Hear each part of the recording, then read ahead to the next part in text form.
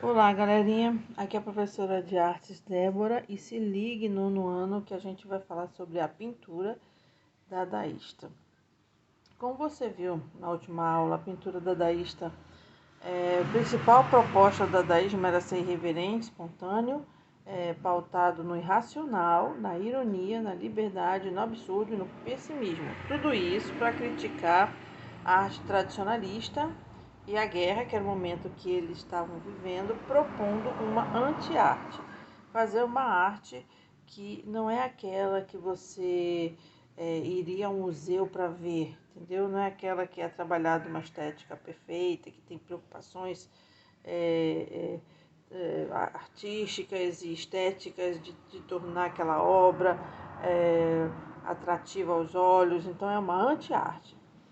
Você viu também que o dadaísmo era associado a duas técnicas artísticas, a colagem, que foi o que você fez na aula passada com os poemas dadaístas, e a ready-made, cuja característica é deslocar um objeto do seu contexto e de um contexto para outro de forma a trabalhar a reverência. Então você viu aquele do ferro, né, que era um ferro que tinha pregos. Então a função do ferro é o quê? É passar, deixar a roupa perfeita, lisa, para você poder utilizar.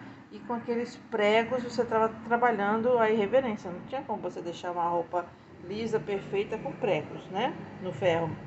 Então, um outro jeito de trabalhar a ready-made é deslocar não somente o objeto, mas também uma arte clássica da sua posição tradicionalista e torná-la irreverente ou irônica, como o caso desse quadro aqui de Marcel Duchamp.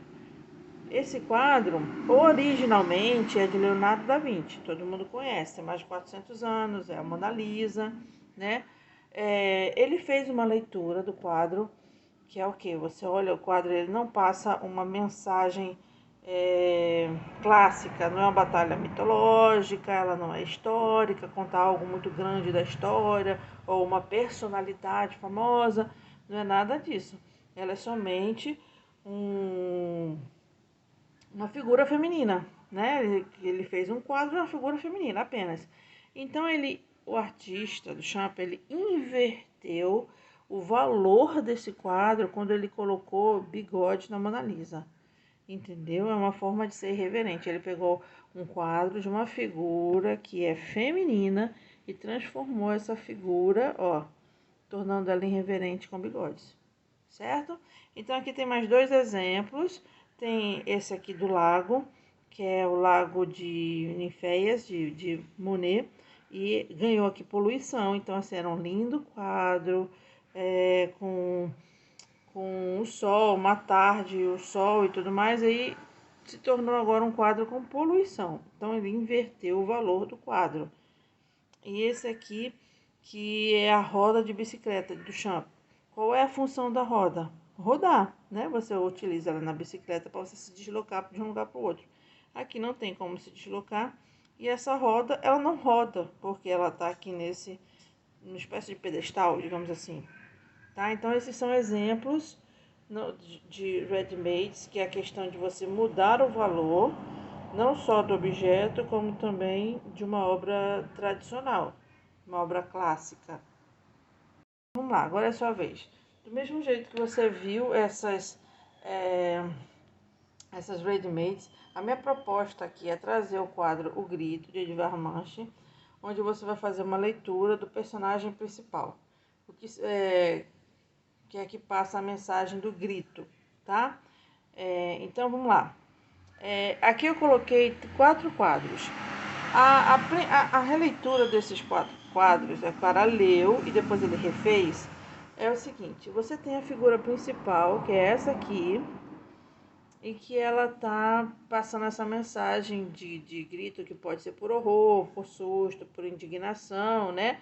Mas esse horror, esse susto, essa indignação não aparece no quadro, mas esse aqui ele é o sujeito da ação, ele tá gritando.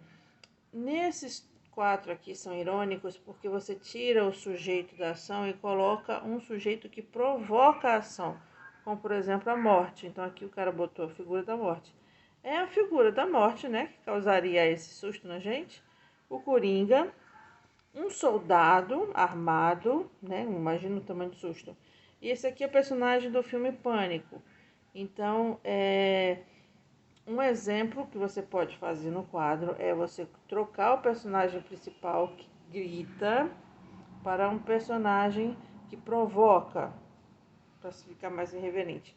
Mas você não precisa fazer exatamente isso. Você pode, por exemplo, permanecer com a figura do grito e mudar o cenário. Então, o cenário é uma ponte que passa por cima de um lago.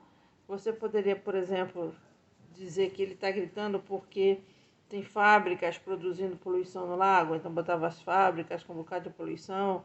Então aí é irreverente também e você fez uma releitura, você leu todo o cenário e manteve o personagem e mudou o cenário, tá bom? Então você pode optar das duas formas, tá tranquilo.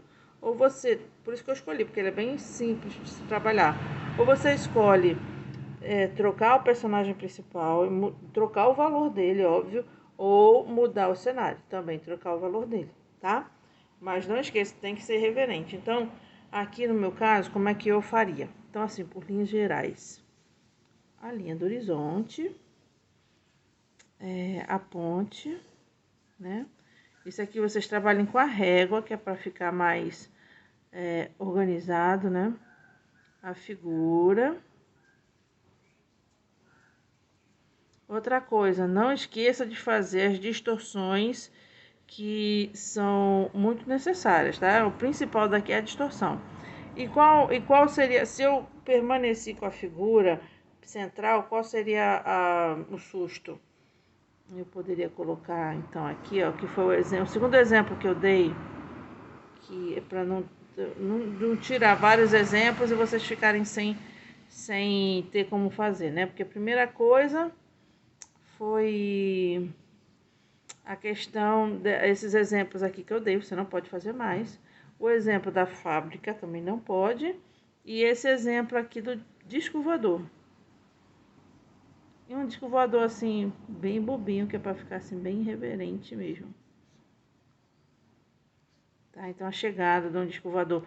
Lembrando que você tem que colocar com cores fortes. Uma das características desse estilo aqui, porque na verdade o estilo original é um fauvismo. Então uma das características são as cores vibrantes, então ela tem que ser forte. Então você tem que pintar com cores fortes, vibrantes.